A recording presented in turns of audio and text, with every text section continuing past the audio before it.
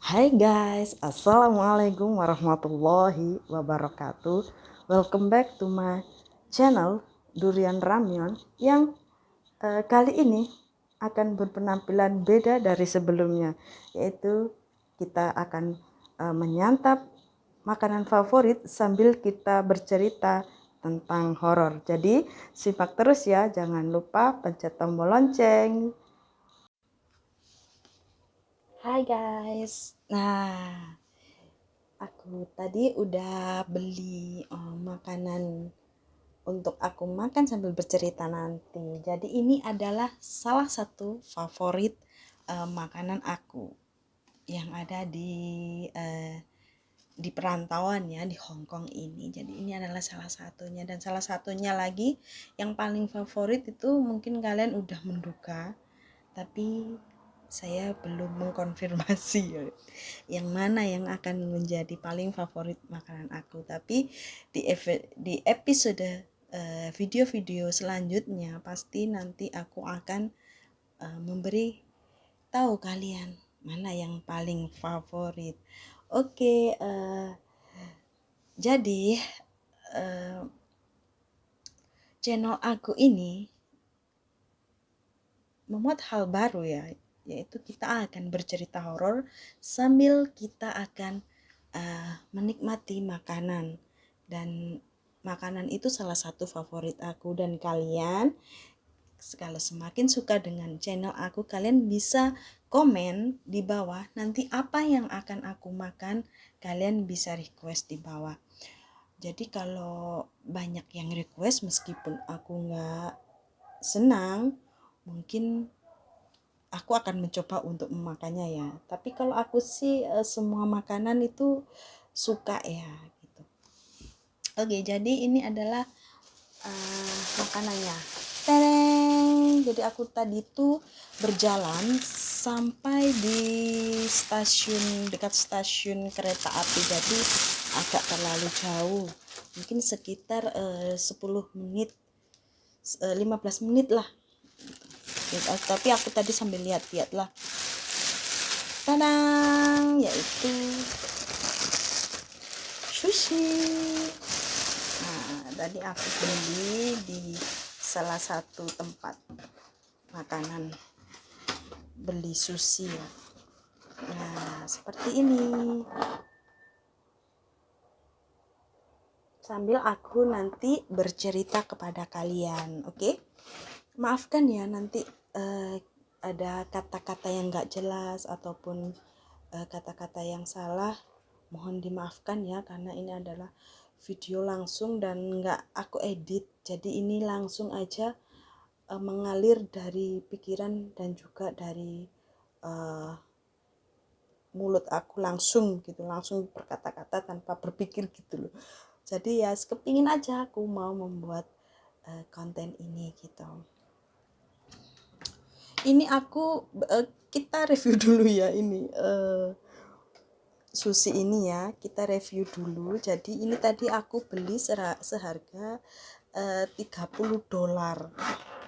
Nggak tahu ini nanti habis atau enggak ya, mudah-mudahan sambil bercerita nanti bisa habis ya. Oke. Jadi aku buka ini dulu. Mana bukanya nih?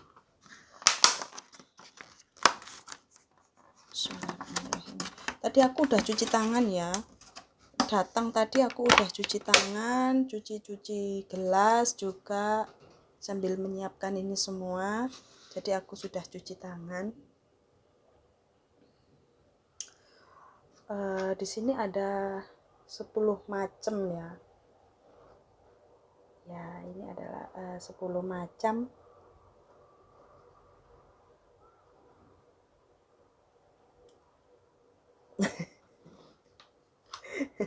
Ini ada sausnya, tapi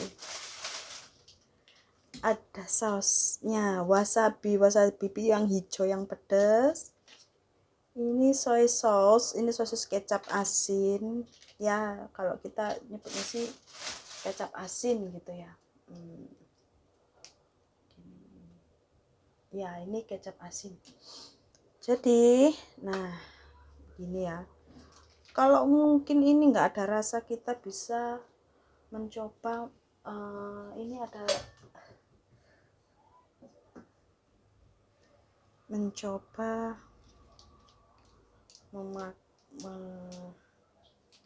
membuka ini ya, soy sauce. Nah, ini soy sauce nya kita buka, nanti bilang nggak ada rasa, kan kita bisa makan dengan mencocol ini dari sini. Oke. Sebenarnya aku tadi itu udah makan, tapi karena sesuatu hal dan aku harus membuat konten sepanjang 1 jam. Nah, ini wasabi ya, yang hijau yang pedes.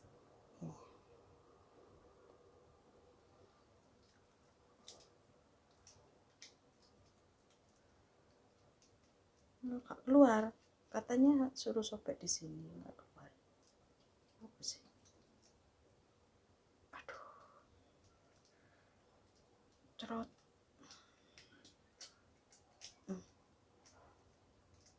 Oke, dikit-dikit aja, nanti kalau kurang wasabi.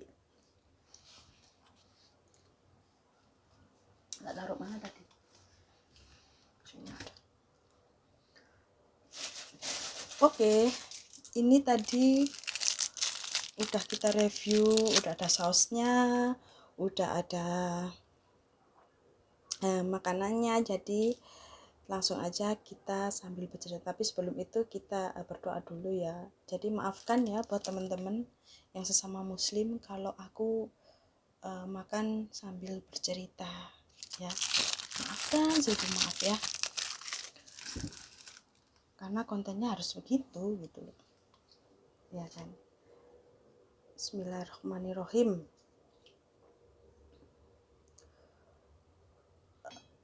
Aku mau bercerita tentang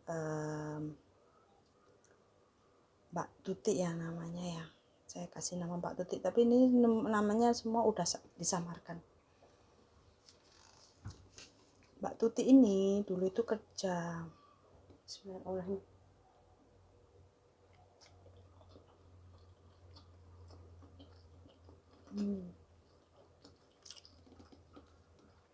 Ini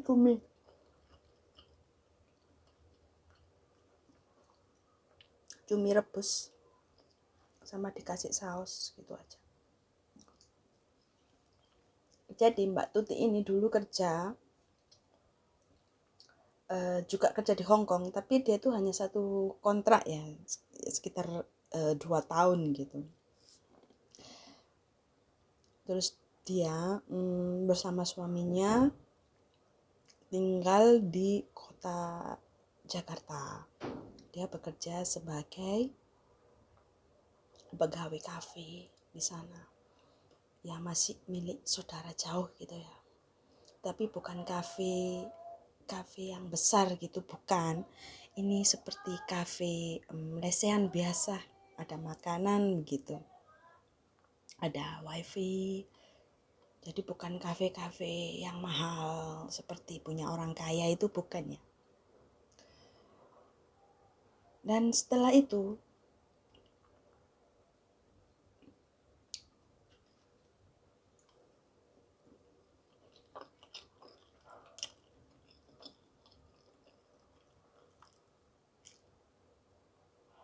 wasabi sampai hidup.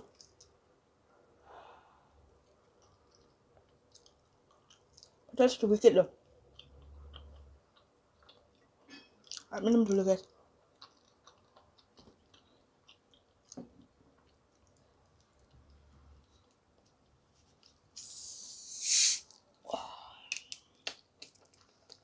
Jadi Mbak Tuti ini kerja di kafe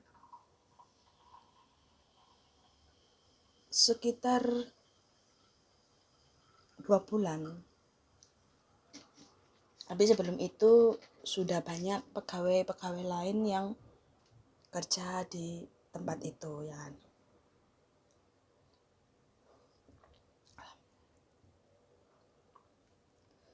Salah satunya adalah Linda.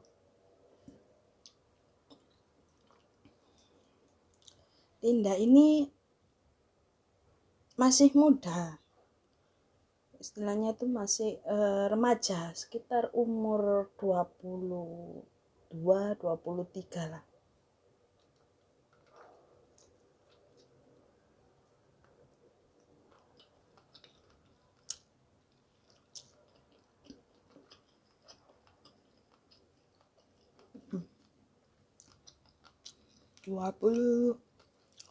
Sekitar 22 23 lah si Linda ini ya kan. Pada waktu itu sebelum dia tuh kenal sama Mbak Tuti, dia tuh seperti orang yang malu-malu gitu.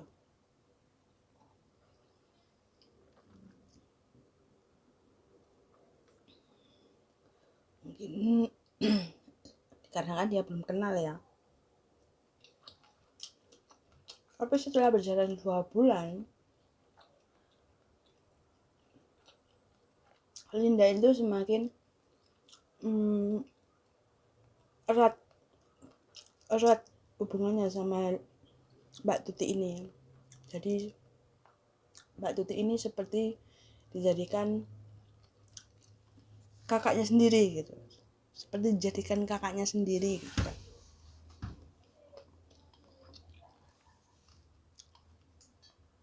Karena Linda juga pun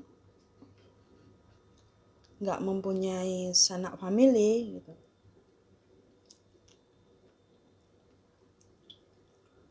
Mbak Tuti pun cerita ke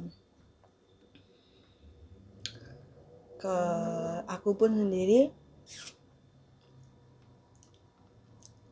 si Linda ini memang nggak punya siapa-siapa gitu. Dia dibesarkan oleh pamannya dan bibinya yang ternyata nggak lama. Dia umur 15 tahun, dia diasuh, paman dan bibinya juga meninggal dunia begitu. Akhirnya dia sebatang kara, hanya mendapatkan belas kasihan dari tetangga-tetangganya sampai dia berumur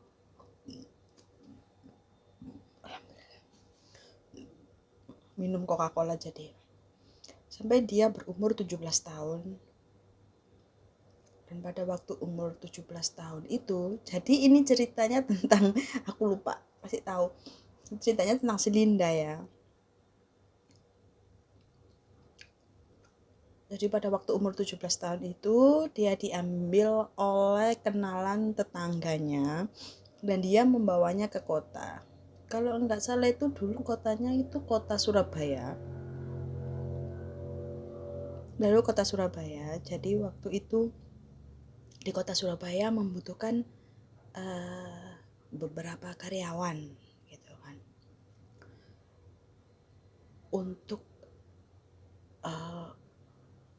Untuk karyawan toko kue. Tapi pada waktu itu si Linda itu memang masih kecil ya, belum tahu apa-apa, sekitar umur 17 tahun. Jadi dia itu ingin punya uang sendiri gitu loh. Dia ingin mencari nafkah sendiri untuk kebutuhan sendiri, daripada aku harus diberi oleh tetangga-tetangga aku gitu kan. Akhirnya dia pun mengiyakan dan ikut dengan kita sebut saja dengan Tante Mirna ya, ikut dengan temannya Tante Mirna tersebut bekerja di sebuah toko roti di kota Surabaya.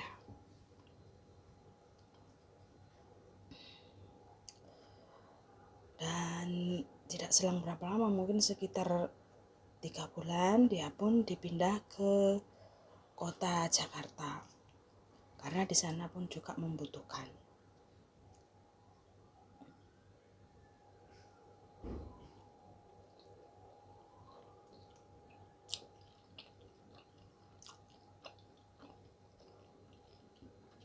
Ini tuna, ada wasabi di dalamnya.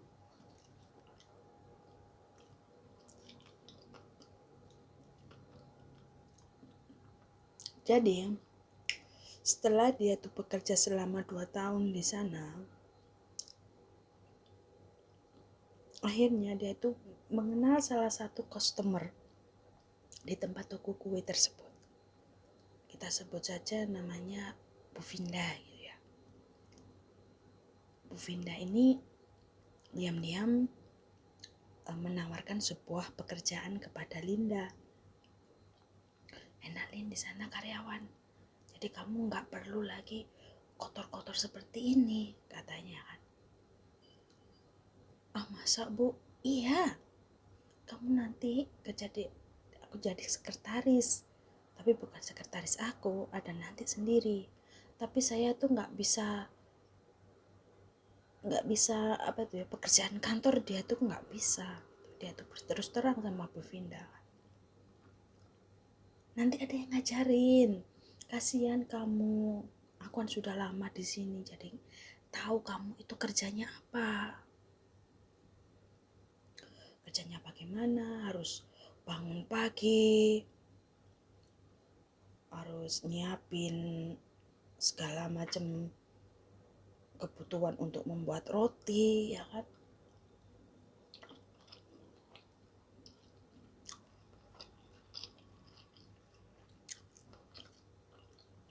Akhirnya si Linda pertama dia tidak pernah memikirkan hal itu kalau mau pindah gitu kan, karena mungkin dia sudah terlalu lama di tempat itu dan sudah terbiasa. Jadi dia tidak memikirkan mau pindah lah gitu. Tapi karena Bu Vinda yang selalu waktu setiap kali dia beli di toko itu, dia tuh selalu berkata sama si Linda, gajinya besar loh Lin, bisa 3 kali lipat dari di sini katanya. Nanti kamu juga bisa beli rumah sendiri.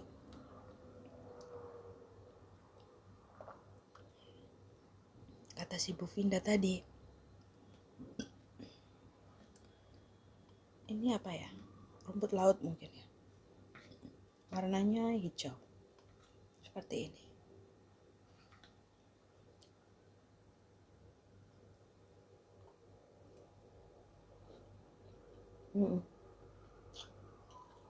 Dari amis rumput laut.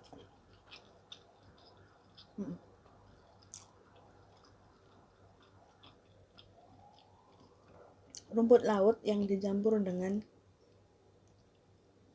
biji wijen, minyak wijen, juga dibumbui sedikit lah. Ini yang aku bikin penasaran tuh yang ini loh, kayak sambal ya kan.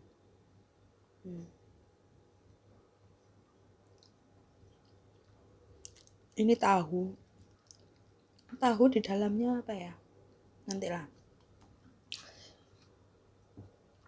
Akhirnya si Linda itu memikirkan terus, bagaimana ya kalau aku pindah dari sini ya, bagaimana ya, dan terus memikirkan seperti itu ya kan.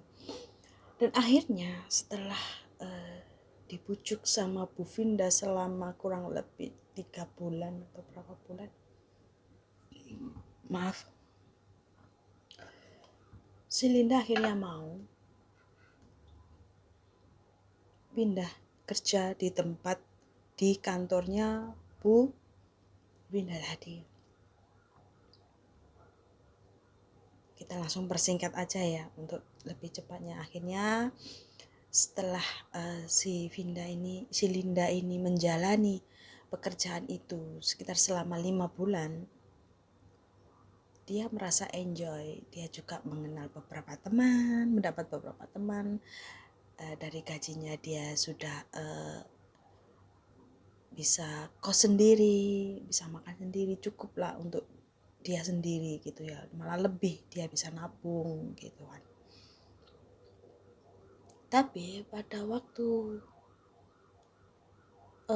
tapi sebelum itu aku mau mengenalkan dulu temannya si Linda yang baru ini, namanya Rian.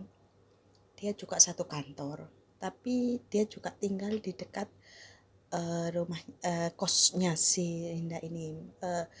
Jadi terpaut satu jalan satu depan gini ya, ada jalan besar terus depannya, jadi hadap-hadapan gitu kosannya. Karena di situ memang tempat kantor gitu ya, misalnya itu banyak berdiri kantor di sana, di Jakarta mana itu ya, pokoknya Jakarta ya. Jadi banyak juga kos-kosan ada di sana, kos-kosan untuk keluarga, kos-kosan untuk orang yang sendiri gitu. Pada waktu itu mereka sudah akrab, beberapa kali juga mereka terlihat berjalan bersama. Dan pekerjaan si Linda ini begitu gampangnya gitu loh. Waktu si Linda ini cerita sama Mbak Tuti, apa yang kamu lakukan di sana, kerja apa kamu bisa mengetik? Enggak mbak, aku enggak mengetik. Jadi kamu apa? Aku cuma fotokopi aja. Kalau ada disuruh fotokopi aku fotokopi, kalau enggak ada pekerjaan aku yang enggak kerja, cuma duduk. Cuma aku pun kalau mau belajar sama yang lebih lama di tempat itu pun aku harus hati-hati, soalnya mereka bekerja gitu loh. Aku gak bisa mengusik mereka untuk meminta tolong aku untuk memberi pelajaran aku gitu loh. Jadi apa yang kamu lakukan di situ? Ya aku cuma disuruh fotokopi aku fotokopi, disuruh menulis aku menulis, menyalin lah istilahnya. Tapi nggak pakai komputer, aku pun sendiri nggak bisa pakai komputer gitu kan.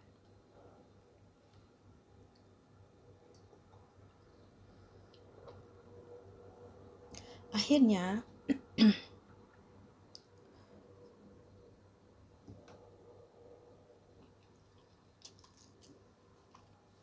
si Linda ini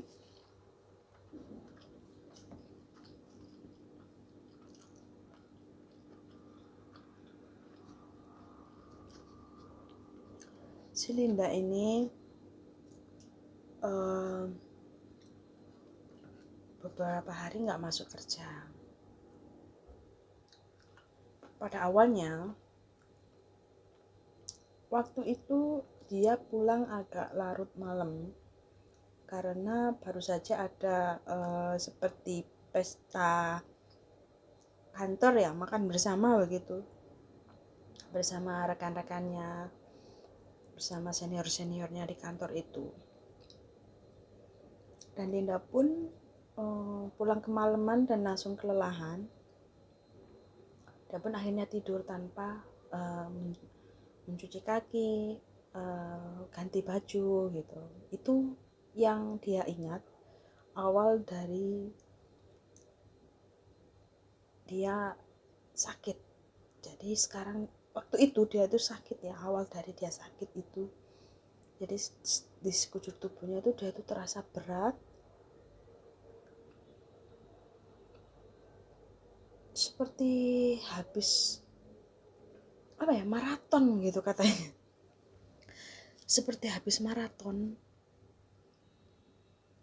habis berjalan jauh gitu, pundaknya pun terasa sakit, terasa berat gitu. Jadi nggak ada nafsu makan, nggak ada keinginan untuk hangout ya bersama teman-teman gitu. Biasanya kan kalau makan siang dia itu sama temennya itu. Terus dia tuh seperti menolak gitu loh. Kayak nggak enak gitu loh badannya. Dan lama kelamaan seminggu kemudian akhirnya si Linda pun jatuh sakit gitu.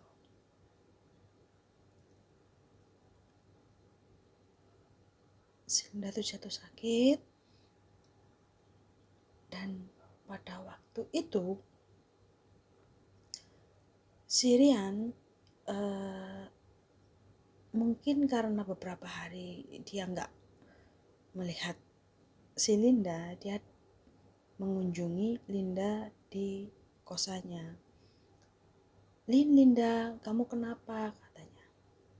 Aku mau ke kosanmu. Dia tuh mengirim pesan message ya di HP-nya. Aku sakit katanya. Oh iya, aku ke situ ya katanya. Jangan, kenapa enggak apa-apa? Akhirnya si Rian pun datang ke sana. Dan setelah dia melihat si Linda,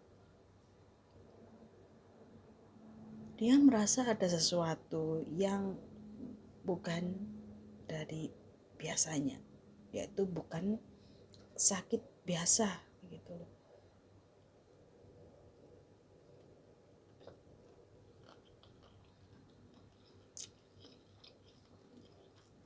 Karena katanya si Linda ini, si Rian ini memang dia tuh mempunyai seperti bakat-bakat supranatural, indigo lah istilahnya, yang nggak tahu apa istilahnya itu, yang mempunyai indera keenam.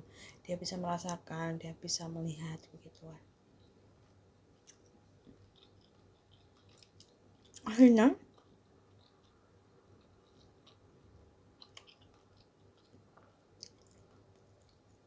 dengan persetujuan Linda, si Rian ini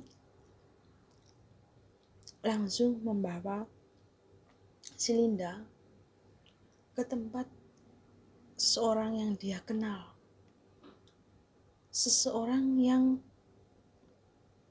mengerti akan apa yang terjadi sebenarnya ini. Si Rian itu mau bertanya sama dia gitu. Akhirnya dia pun membawa sekalian juga membawa si Linda. Dan waktu di tempat itu ya kita sebut saja namanya Mbah Jo ya. Mbah Jo pada waktu itu juga ada tamu di rumahnya. Tapi sebetulnya Mbah Jo itu tahu kalau si Rian mau datang dan si Linda mau datang. Jadi waktu itu si Linda datang dinaikkan becak ya.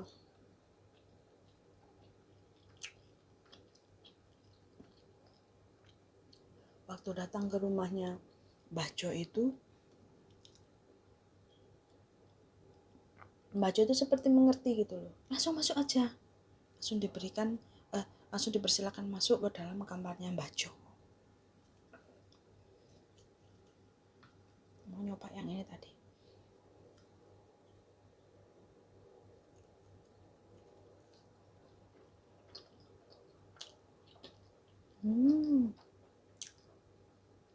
Aku kira pedes loh. Ternyata ini daging sapi yang merah ini sama yang putih-putih ini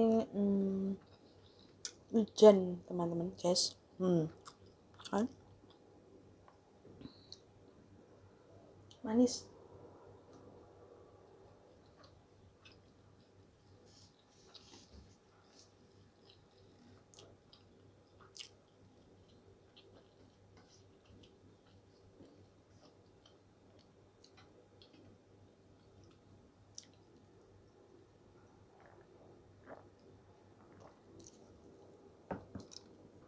Dan setelah si Mbah Jo ini mempersilahkan si Linda masuk, mereka itu seperti berbisik-bisik ya, si Mbah Jo sama si Rian ini. Gimana Le? Gini Mbah, seperti mereka tuh berbisik begitu kan. Dan setelah mereka berbicara selama 5 menit lah, hampir 5 menitan, akhirnya si Mbah Jo ini berbicara sama si Linda dengan wajah yang pucat dan lemas. Mbah Jo ini bilang sama Linda, "Nak, kamu tunggu di sini dulu ya. Kenapa? Soalnya ini kamu penyakitnya bukan penyakit biasa. Ini ada sesuatu yang akan menghilangkan nyawa kamu," katanya. Apa itu Mbak? Linda yang tidak pernah mengenal apa-apa ilmu seperti itu, dia itu tidak pernah tahu, tidak pernah mengenal apa itu sihir, santet atau apapun, pesugihan lah apa itu, dia itu tidak pernah mengerti. Akhirnya Mbah Jo pun menceritakan bahwa nanti malam jam 12 malam pas si Linda akan diambil nyawanya oleh sesosok makhluk, dan itu adalah kiriman dari bosnya di kantor. Istilahnya si Linda ini dijadikan tumbal untuk kantornya, kesuksesan kantornya.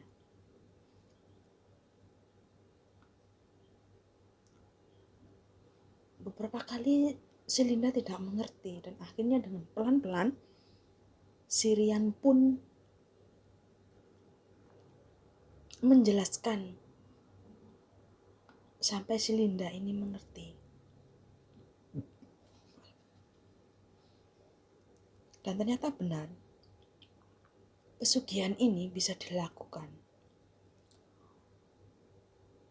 dan meminta tumbal dengan syarat orang yang melakukan semua ini harus benar-benar masih suci, masih putih bersih istilahnya, dan tidak mempunyai, istilahnya yatim piatu ya, tidak mempunyai keluarga sama sekali. Dan akhirnya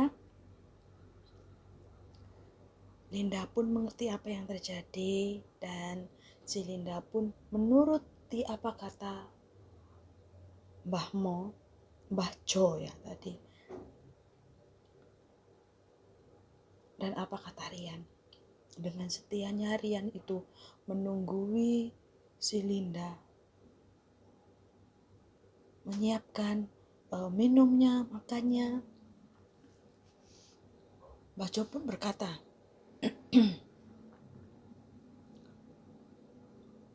sabar nduk ya, kamu gak bersalah. Jadi Mbah Jo akan membantu kamu sebisanya Mbah Jo. Semoga saja Gusti Allah bisa menolong kamu nduk.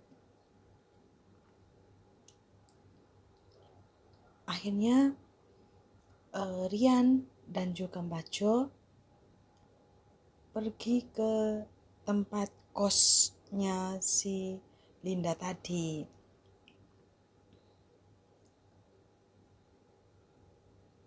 Dan Linda itu ditemani oleh istrinya Mbah Jo, yang juga anak-anaknya juga di sana juga menjaga ya.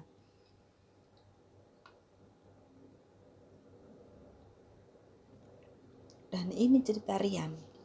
Pada waktu dia sampai di kosannya si Linda, si Linda itu langsung di kamarnya Linda langsung disambut dengan sesosok makhluk ya. Badannya itu tinggi besar. Langsung dia tuh menyerang Mbah Jo. Sampai beberapa kali Mbah Jo itu mengeluarkan sebuah kerisnya. Jadi dia itu membawa keris, satu keris. Akhirnya mungkin sekitar setengah jaman lah, dengan air putih, satu botol yang dibacain mantra-mantra, lalu Mbah Jo menyiramkan air putihnya itu di sekeliling kamar Linda. Dan Rian pun mengambil ganti baju untuk gantinya si Linda tadi.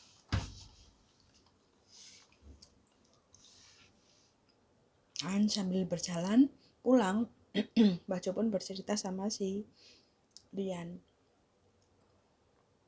kalau di sana memang ada makhluk yang sedang menunggu waktunya untuk mencabut nyawanya si Linda gitu. Jadi waktu itu si Linda pun akhirnya tinggal di tempatnya Mbah Jo selama beberapa minggu gitu loh, tapi nggak sampai 1 bulan, beberapa minggu sampai 1 bulan di sana. Dan karena kebaikannya Rian yang apa ya, memenuhi kebutuhan si Linda tadi.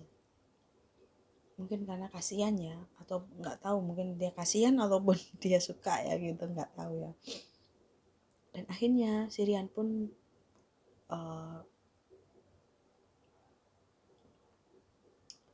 berkata sama si Linda, dia punya rencana kalau dia itu mau keluar dari kantor tersebut bersama-sama dengan Linda. Dan Linda pun menyetujuinya. Setelah beberapa minggu di sana, akhirnya si Linda berpamitan kepada Mbah Jo, mengucapkan terima kasih, dan Linda dengan Rian pun akhirnya mencari pekerjaan baru, pekerjaan yang lebih apa ya, nggak berisiko gitu loh. Ya akhirnya ketemulah dia di kafe dan berjumpalah dengan Mbak Tuti tadi. Begitu cerita yang bisa aku sampaikan pada hari ini. Jadi ceritanya adalah tentang pesugihan yang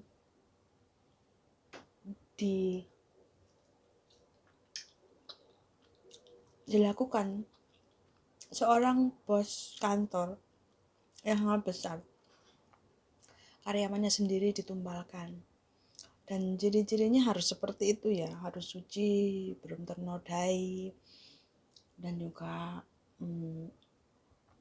nggak mempunyai saudara. Istilahnya itu saudaranya, ibu bapaknya itu pada meninggal semua, jadi itu sebatang kara gitu. Karena memang lebih mudah untuk sekiranya itu menjadikan tumbal orang yang seperti Linda itu lebih mudah gitu loh, karena nggak akan orang lain itu nggak akan notice gitu, nggak akan notice karena dia tinggal sendiri gitu kan, nggak ada teman, nggak ada saudara gitu kan. Dan akhirnya sampai sekarang pun Mbak Tuti masih bekerja di kafe tersebut, sampai akhirnya cerita ini aku sampaikan kepada kalian ya. Hati-hati aja kalian tipu muslihat orang seperti itu, bahaya.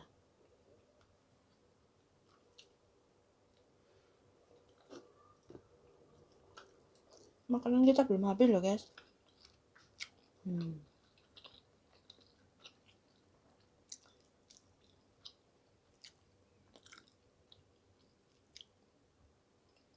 Ini nggak tahu ini isinya apa ya. Ini tahu. Coba aku buka ya. Masuk nasi. Iya nasi. Nasi guys, namanya guys.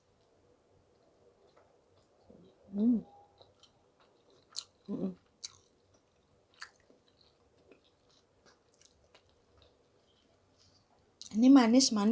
Jadi aku mau kasih soy sauce-nya lagi ya. Jadi segitu aja ya ceritaku guys. Jangan lupa di video selanjutnya aku juga akan mereview makanan lagi dan juga akan bercerita lagi tentang horor mistik. Nah, kalau kalian ingin aku mau makan apa, kalian bisa request di kolom komentar.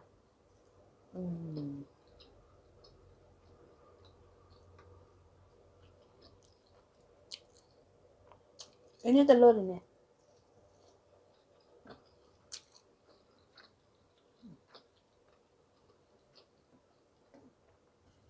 Telur campur tahu.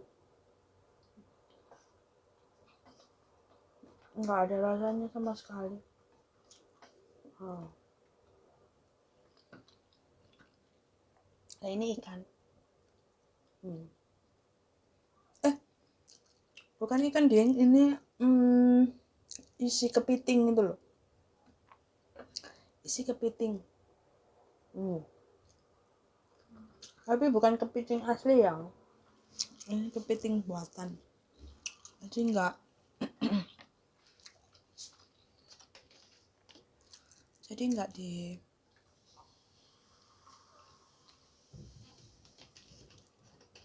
dibuat dari daging asli, cuma bentuknya aja yang kayak asli.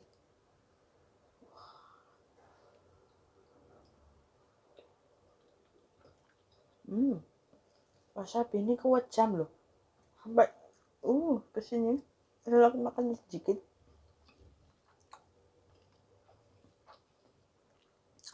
Oke, sebelumnya aku juga minta maaf ya kepada saudara kita yang muslim, yang mungkin tahulah kalau adabnya orang makan itu harus diam, nggak boleh bicara ya kan.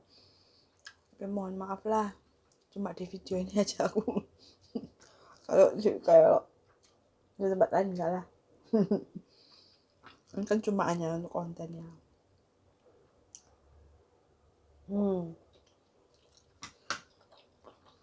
Bus,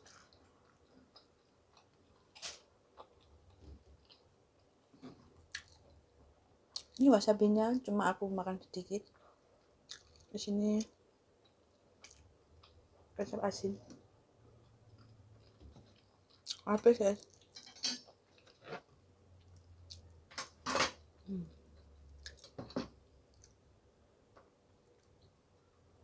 Yang aku suka yang tadi ya, yang banyak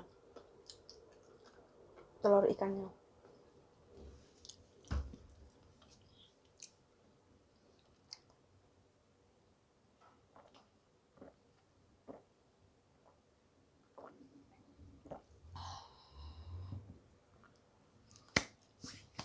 Jadi buat teman-teman sekalian,